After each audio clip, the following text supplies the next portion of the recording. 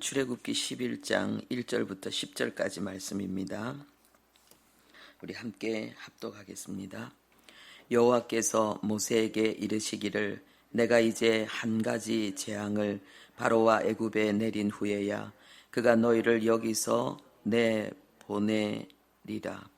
그가 너희를 내보낼 때에는 여기서 반드시 다 쫓아내리니 백성에게 말하여 사람들에게 각기 이웃들에게 은근 패물을 구하게 하라 하시더니 여호와께서 그 백성으로 애굽 사람의 은혜를 받게 하셨고 또 그 사람 모세는 애굽 땅에 있는 바로의 신하와 백성의 눈에 아주 위대하게 보였더라. 모세가 바로에게 이르되 여호와께서 이와 같이 말씀하시기를 밤중에 내가 애굽 가운데로 들어가리니 애굽 땅에 있는 모든 처음 난 것은 왕위에 앉아 있는 바로의 장자로부터 맷돌 뒤에 있는 몸종의 장자와 모든 가축의 처음 난 것까지 죽으리니 애굽 온 땅에 전무후무한 큰 부르짖음이 있으리라. 그러나 이스라엘 자손에게는 사람에게나 짐승에게나 개 한 마리도 그 혀를 움직이지 아니하리니 여호와께서 애굽 사람과 이스라엘 사이를 구별하는 줄을 너희가 알리라 하셨나니 왕의 이 모든 신하가 내게 내려와 내게 절하며 이르기를 너와 너를 따르는 온 백성은 나가라 한 후에야 내가 나가리라 하고 심히 노하여 바로에게서 나오니라. 여호와께서 모세에게 이르시기를 바로가 너희의 말을 듣지 아니하리라. 그러므로 내가 애굽 땅에서 나의 기적을 더하리라 하셨고 모세와 아론이 이 모든 기적을 바로 앞에서 행하였으나 여호와께서 바로의 마음을 완악하게 하셨으므로 그가 이스라엘 자손을 그 나라에서 보내지 아니하였더라. 아멘. 네, 오늘 말씀의 제목이 모든 것은 말씀 그대로입니다. 모든 것은 말씀 그대로. 하나님께서 우리에게 믿음을 주셔서 우리의 믿음이 성장하는 것, 그것이 영적인 성장이지요. 하나님의 자녀로 태어나서 하나님의 자녀로 성장하는 것은 우리 안에서 말씀이 하나님이 주신 믿음이 자라가는 거지요. 그런데 이 성장에 있어서 하나님은 두 가지로 이야기합니다. 영적으로 어린 자와 그리고 영적으로 큰 자, 이렇게 말씀하고 있거든요. 우리는 10대, 20대, 30대 이렇게 쭉 그런 과정이 있는데 물론 우리의 신앙에도 성장 과정이 있습니다. 그런데 하나님은 이거를 두 단계로 나누시고 그리고 이 두 단계에서도 계속적인 성장이 있습니다. 계속적인 성장을 하나님 두 단계로 나누셨는데 어린 자와 장성한 자. 그럼 그거는 무엇을 말하는 걸까요? 모든 것이 말씀대로 된다는 이 믿음이 그 두 가지를 가릅니다. 우리가 아무리 교회 생활을 오래 하고 그리고 하나님 앞에 몸부림쳐도 모든 것이 말씀대로 된다는 이 사실이 이 중요한 이 역사의 진실이 우리의 가슴 속에 이렇게 꽉 뿌리를 내릴 때에 그때부터 장성한 사람의 삶이 이루어지죠. 그때부터 우리는 그 하나님을 대하는 태도가 달라지죠. 하나님의 말씀을 대하는 태도가 달라지죠. 그래서 하나님의 말씀 속에 내가 좋은 것만 아멘 취하는 이런 어린아이 단계에서 이제는 내가 힘들고 어렵고 괴롭고 버리고 싶고 이런 말씀을 하나님이 왜 했을까? 이 말씀은 너무 어렵다라는 그 내용들도 기꺼이 아멘으로 받는 그게 이제 단단한 음식도 먹는 자죠. 이 음식이 뭐겠어요? 하나님 말씀이니까. 오늘 이 본문을 통해서 하나님은 우리에게 이것을 정말 가르치기를 원하고 계신 거죠. 저는 이 말씀을 묵상하면서 첫 번째 내용을 하나님은 꿈 같은 삶을 주신다. 할렐루야. 네, 하나님은 우리에게 꿈 같은 삶을 주십니다. 여호와께서 모세에게 말씀하시고 또 그것을 모세가 바로에게 말하고 그리고 돌아오니까 일하고 돌아오니까 또 하나님이 또 모세에게 말씀하시고 아니 세상에 이것보다 더 행복한 삶이 어디 있어요? 이것보다 더 벅찬 삶이 어디 있어요? 지금 우리가 읽고 있는 이 본문의 내용, 이 출애굽의 내용은요. 모세의 영혼의 한이에요. 한. 일생의 소원, 바램. 그것이 지금 이루어지고 있는 현장이에요. 꿈 같은 현실. 근데 이 삶이 바로 하나님이 우리에게 예비하신 삶입니다. 하나님이 우리에게 주고자 하는 미래도 바로 꿈 같은 현실. 꿈도 꿀 수 없었던 꿈 그 이상의 삶을 하나님은 우리에게 약속하고 계시고 그리고 주실 것이고 또 반드시 주실 것입니다. 우리가 간절히 하나님 앞에 기도하고 갈망하고 몸부림치는 것들을 다는 아니겠지만은 그런데 하나님은 우리에게 이루어 주시는데 우리가 꿈꾸고 기대하고 바랬던 그 이상으로 넘치도록 하나님이 이루어 주실 것입니다. 그리고 우리가 부족한 가운데 이 땅에서 그 축복을 누리지 못해서 아둥바둥 거리는 삶을 살아서 도대체 나에게는 언제 이런 삶이 이루어지는가 그렇게 안타까워하고 괴로워했다 할지라도 그 갈망과 그 단식이 반드시 열매를 맺을 날이 옵니다. 그것은 천국이지요. 그래서 모든 그리스도인들은 결론적으로는 다 꿈꾸는 그 이상의 꿈조차 꿀 수 없었던 그 찬란한 그 영광스러운 삶을 맞이하게 될 것입니다.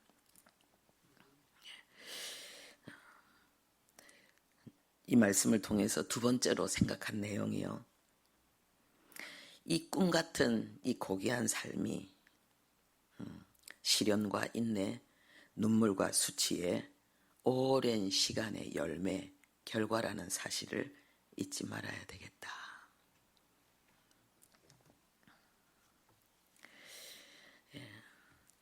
모세가 이 축복을 누리기까지 모세뿐만 아니라 그 부모들이, 그 가족들이 함께 얼마나 가슴 조아리면서 때로는 말로 형용할 수 없는 그러한 상처와 아픔 속에서 신음한 세월이 있었는지 우리는 기억해야 됩니다. 모세 가족들, 모세 어머니도 온 가족이 완전히 생명을 걸고 헌신해서 하나님의 기적 속에서 살아난 모세. 애굽의 왕자이지만은 그렇게 또 신앙의 지도를 잘 받아서 결국은 애굽의 영화를 다 버리고 그리스도와 함께 하나님의 백성들과 함께 이 출애굽이라는 이 애굽을 탈출하는 위대한 하나님의 언약의 성취에 헌신했던 소중한 보물 중의 보물인 모세.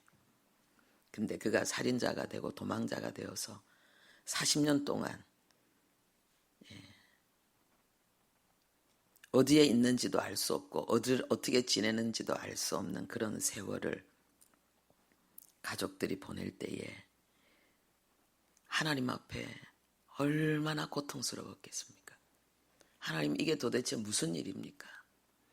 그러면 전에 하나님이 우리에게 주셨던 그 은혜, 기적, 그 영광, 그 기쁨은 무엇입니까? 어떻게 일이 이 지경이 될 수 있습니까? 우리의 꿈이 산산조각 났습니다. 우리가 하나님 앞에 몸부림쳤던 그 수많은 눈물, 그리고 하나님이 주셨던 응답, 행복해서 춤추었던 그 가슴 벅찬 모세와 함께 지낸 40년의 세월 허사가 되었습니다. 이해할 수 없는 고통. 그런데 하나님께서 주신 결말을 지금 우리는 보고 있습니다. 하나님의 사람에게 일어나는 모든 일에 대해서 우리는 그 이유를 다 알 수 없고, 그리고 하나님이 마지막 결론을 주시기 전까지는 우리는 그 해답을 찾을 수 없습니다. 그러나 분명한 것은 하나님의 자녀에게 우리의 삶에 일어나는 모든 우리가 이해할 수 없는 부분에 대해서 하나님은 완전한 해답을 가지고 계시고, 그리고 그 해답은 너무나도 선하고 영광스러운 것이고, 그리고 때가 되면 우리가 알게 된다는 거지요. 어떤 사람은 죽을 때까지 모를 수도 있습니다. 그런데 이 땅을 떠나 주님 앞에 서는 그날에는 우리가 왜 이 땅에서 울어야 됐는지, 괴로워해야 됐는지, 왜 신음해야 됐는지 다 알게 될 것입니다. 그리고 하나님으로부터 엄청난 위로를, 만족을 얻게 될 것입니다. 세 번째로 이 말씀 속에서 묵상한 내용은요, 전쟁이 영웅을 만든다는 것입니다. 하나님이 모세를 다시 찾아오셔서 모세에게 끔찍한 것을 명령하십니다. 그 실패, 저주, 수치, 고통의 현장으로 다시 가라는 거예요. 다시 가라는 거예요. 여러분, 우리가 그냥 읽어서 그렇지요. 하나님이 모세에게 요구한 것은 엄청난 거예요. 할 수 없는 걸 지금 하라고 하는 거예요. 아니, 내가 하려고 했다가 실패했는데 이제 40년이 지나서 나는 노인이 되었고 무능한 자가 되었고 내 마음속에는 나는 아무것도 할 수 없다는 실패의식이 완전히 인격과 삶의 태도로 쩔어 있는데 하나님이 가라는 거예요. 이거는요, 소경 보고 눈 떠라는 거와 똑같은 거예요. 소경 보고 눈 떠서 달려라는 거예요. 안진뱅이 보고 일어나서 뛰라는 거예요. 어쩜 하나님이 정말 어쩔 때는 하나님의 이끄심이 잔인하다고도 할 수 있어요.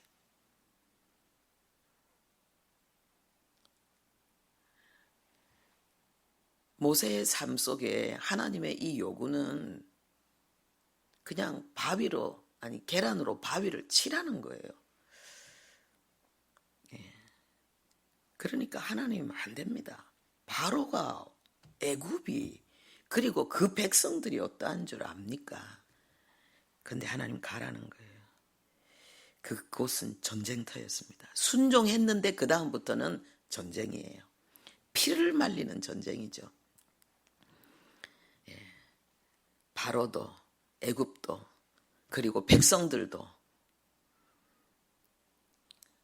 따라오지 않습니다.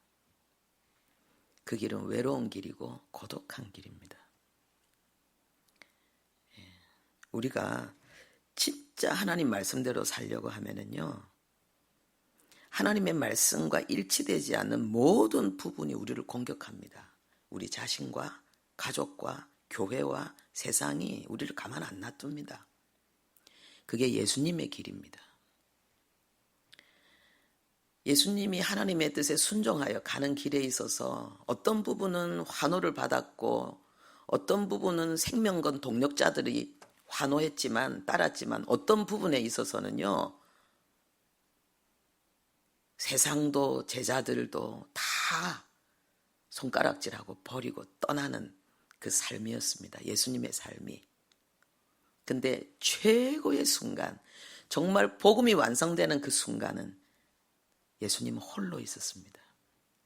그런데 예수님 홀로 있는 것이 아니라 하나님으로 충만한, 하나님이 내가 영광을 받았다고 말씀하시는 그 자리였습니다. 우리가 하나님의 말씀대로 살 때에 이런 오해와 고독과 그리고 슬픔과 인내와 좌절의 시간을 견뎌야 됩니다.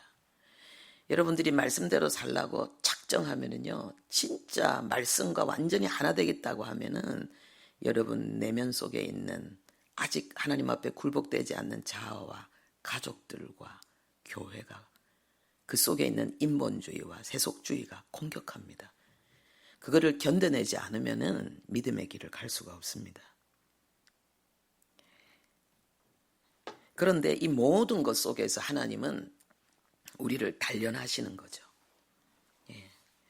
그래서 끝까지 말씀대로 살리라는 여러분의 결단을 포기하지 마시기 바랍니다.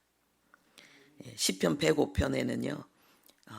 요셉의 그 삶과 그와 연결된 이스라엘 백성들의 그 구원의 여정이 기록되어져 있는데요. 우리는 요셉이 어떻게 끌려갔는지를 모르죠. 그런데 성경은 또 이렇게 기록하고 있습니다. 시편 105편 18절에 그의 발은 착고에 차고 그의 몸은 쇠사슬에 매였으니. 어떻게 끌려갔는지. 요셉이요. 발에 착고가 채였다는 거예요. 쇠로 우리 이게 뭐 전쟁 영화 같은 거 보면은 이게 포로들 그리고 노예들이 끌고 가는 거 있죠. 요셉이 그렇게 끌려갔다는 거예요. 이 충격이 얼마나 엄청났겠습니까? 여러분 이렇게 끌려가면 어떻게 됩니까? 발목에 살이 다 헤어지고요. 피가 나요. 쇠사슬에 몸이 매였다 그랬어요. 끔찍한 일을 당한 거예요. 요셉이 끔찍한 일을 당한 거예요. 그런데 여기에서 그 다음에 뭐라고 말하는가? 19절에요. 곧 여호와의 말씀이 응할 때까지라 그의 말씀이 그를 단련하였도다. 왜 요셉이 이 고난을 받냐는 거예요. 그가 말씀을 붙잡았기 때문에. 그가 말씀과 하나 되었기 때문에. 그가 붙들고 하나님 앞에 감격하고 하나님 앞에 예배했던 그 말씀이 그의 인격이 되고 그의 삶이 되고 그래서 그 말씀의 성취가 되게 하기 위해서 그는 그 고난을 당했다고 말하고 있습니다. 예수님이 말씀이 육신이 되어 이 땅에 오신 것처럼 하나님은 우리 가슴 속에 있는 말씀이 우리의 성품을, 우리의 삶을 통해서, 우리의 몸을 통해서, 우리의 행보를 통해서 하나님은 세상 가운데 빛과 소금으로 나타나기를 원하십니다. 그 과정은 뭐냐? 단련이라는 거예요. 말씀이 응할 때까지, 말씀이 이루어질 때까지. 그래서 우리가 신앙생활을 하는데 우리가 하나님이 성경 66권을 통해서 지금 말씀하고 있는 이 내용이 우리의 영혼 속에 인정되지 않으면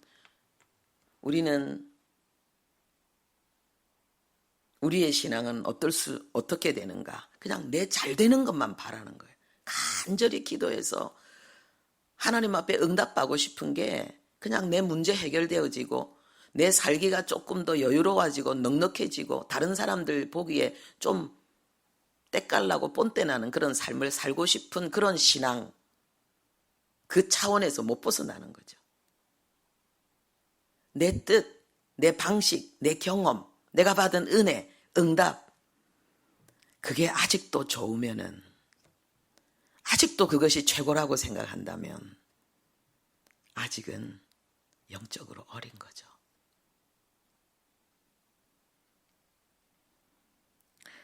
우리가 하나님께 가까이 나갈수록, 하나님을 만날수록 우리는 어떻게 되는가? 우린 죄인이 되는 거예요. 무능한 자가 되는 거예요. 내가 알 수 없는 자가 되는 거예요. 안다고 큰 소리치고 할 수 있다고 큰 소리쳤던 모든 것에 대해서 우리는 항복하게 되는 거죠. 요셉이 안 그랬겠습니까? 모세가 안 그랬겠습니까? 다윗이 안 그랬겠습니까? 진짜 하나님 앞에 자신의 삶을 드렸는데 그 다음에 일어나는 일은 고난이었습니다. 우리가 이 과정을 통과하기가 너무 어려운 거죠. 그런데 이 과정을 통과해야지 그 다음의 단계가 있는 것입니다. 우리가 지금 목격하고 있는 이 출애굽의 현장, 모세가 얼마나 행복하고 얼마나 신나고 얼마나 짜릿했겠습니까? 그러나 고생이 없는 건 아니었습니다. 고생이 있지만 다르죠. 성취 가운데, 응답 가운데, 하나님의 역사와 영광 가운데 주어지는 고난이었으니까요. 오늘 우리에게 있는 믿음의 시련, 오늘 이 말씀의 내용이 아니라면 우리가 어떻게 위로받을 수 있겠습니까? 왜 내가 이 고생을 하냐는 거예요. 분명히 주님 앞에 헌신했는데, 충성했는데, 견디고 있는데 왜 이렇게 힘드냐는 거예요. 하나님의 말씀이 우리를 단련하고 있습니다.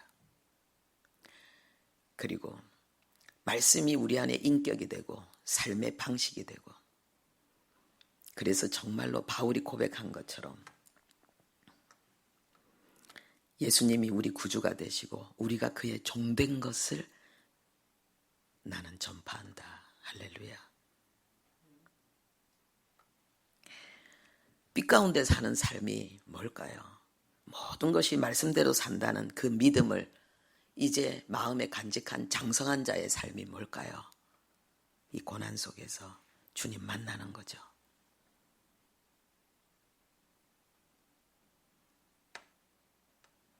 한 걸음을 내디딜 수 없는 그 어려운 현실을, 때로는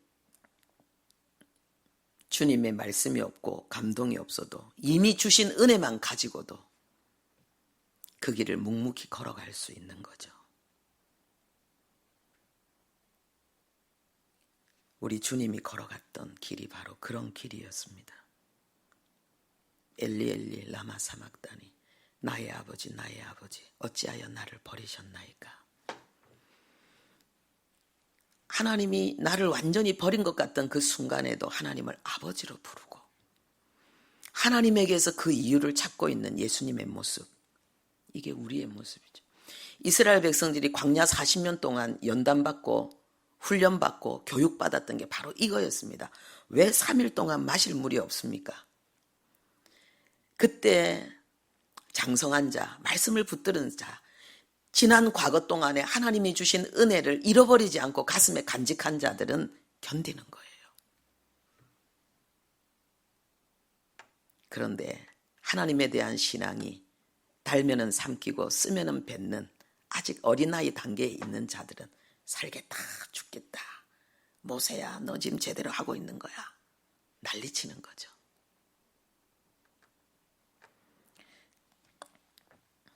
여러분, 지금 여러분의 삶 속에서 무슨 말씀과 싸우고 있습니까? 무슨 말씀을 하나님이 여러분 속에 이루기 위해서 여러분을 단련하고 있습니까? 여러분이 하나님 앞에 간절히 기도했던 그 내용이 이루어지기 위해서 하나님은 여러분을 이끌어가고 계신 건 아닙니까?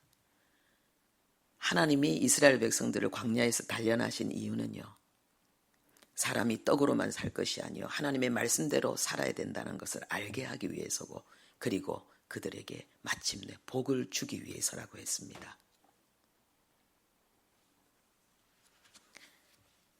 여러분에게 모든 것이 말씀대로 된다는 이 신앙, 그리고 말씀 앞에 두려워 떠는 진정한 하나님을 경외하는 자의 삶, 그래서 고난의 시간에도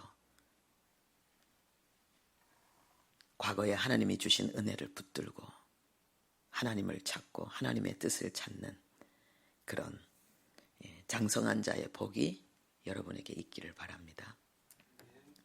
하나님 아버지, 우리의 생명의 근원, 우리의 삶의 근원이고 자원이신 하나님을 우리에게 알게 하시고 아버지로 부르게 하시고 그 돌보심 가운데 살게 하시니 감사합니다.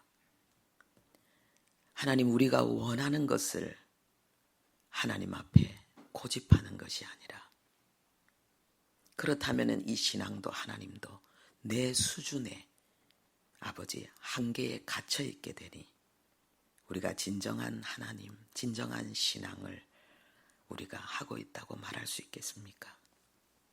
아버지, 내 자신을 내려놓고 아버지께로 나아가는, 그렇게 성장하고 성숙하는, 그래서 하나님을 점점 더 알아가고 하나님의 뜻이 우리 안에 이루어지는, 말씀이 인격이 되고 삶의 실제가 되는 그 시간을 향해서 하나님이 주신 단련, 연단의 시간, 하나님 낭망하지 않고 포기하지 않고 끝까지 하나님을 향해 달려가는 우리들 되게 도와주시고, 그래서 마침내 하나님이 우리에게 주신 어두운 세상 가운데 빛이 되고 죄악이 관영한 세상 가운데 소금이 된 아버지여, 이 정체성이 삶으로 표현되어지고 하나님 성취되어지는 아버지, 우리의 그런 시간을 향해 나가는 우리들 되게 도와주옵소서. 예수님의 이름으로 기도합니다.